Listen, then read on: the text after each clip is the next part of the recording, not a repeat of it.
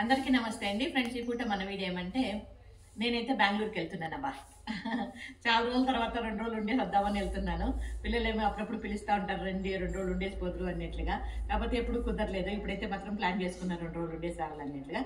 Main ఏమంటే నాకు కూడా అక్కడ వర్క్ ఉంది కాబట్టి స్వామి కార్యము స్వకార్యము 2 గడిచినట్లు ఉంటుంది అన్నట్లుగా బెంగళూరుకి అయితే వెళ్తున్నాను. పిల్లలతో ఉన్నట్లా ఉంటుంది, అదేవిధంగా నా పని కూడా కంప్లీట్ అవుతుంది కాబట్టి వెళ్తున్నాను. ఇంకా ఈ విషయం మీ ముందుకు ఎందుకు తీసుకొచ్చానంటే, నేను ఇక్కడ లేనప్పుడు మన ఆశ్రమానికి అతిథులు వస్తూ ఉంటారు కదండి. మామూలుగా రెగ్యులర్గా అతిథులు వస్తూ ఉంటారు. నేను లేనప్పుడు వచ్చారనుకోండి బాధపడతారు. మెయిన్ ఇక్కడ ఒక మాట చెప్పాల్సింది ఏమంటే, అన్ని ఆశ్రమాలకి వృద్ధులను చూసేకి వెళ్తాం, నేనైనా కూడా అంతే. కానీ మన ఆశ్రమానికి మంజులమ్మని చూసేకే 99% వస్తారనమాట. ఇది గర్వంగా కూడా చెప్తానని కూడా అనుకోవచ్చు మీరు. ఇది నా అదృష్టంగా భావిస్తానబ్బా. గర్వం అనేది కాదు, గర్వం మంజులమ్మకి ఎప్పుడు ఉండదు. ఇంకెక్కడ ముఖ్యంగా చెప్పాల్సింది ఏమంటే, మీరు ఇక్కడికి వచ్చి అంటే నేను లేని రోజుల్లో వచ్చి బాధపడేదానికన్నా మీకు విషయం తెలియజేస్తే బాగుంటుంది అన్నట్లుగా ఆదివారం బయలుదేరుతాను. ఆదివారం మధ్యాహ్నం ఇక్కడ నుండి బయలుదేరుతాను.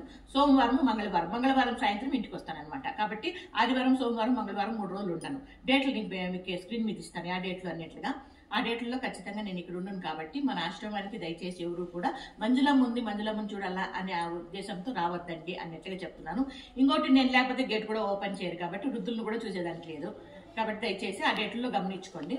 ఇంకా బెంగళూరులో ఎవరైనా నాతో మాట్లాడాలంటే స్క్రీన్ మీద నంబర్ ఉంది కదా, 36 నంబరు. ఆ నంబర్కి మీరు వాట్సాప్ మెసేజ్ చేస్తే ఎక్కడైనా నేను అందుబాటులో ఉండి మీతో మాట్లాడేకి నాకు వీలుండి టైం ఉంటే మాత్రం ఖచ్చితంగా కలుద్దాం, మాట్లాడదాం.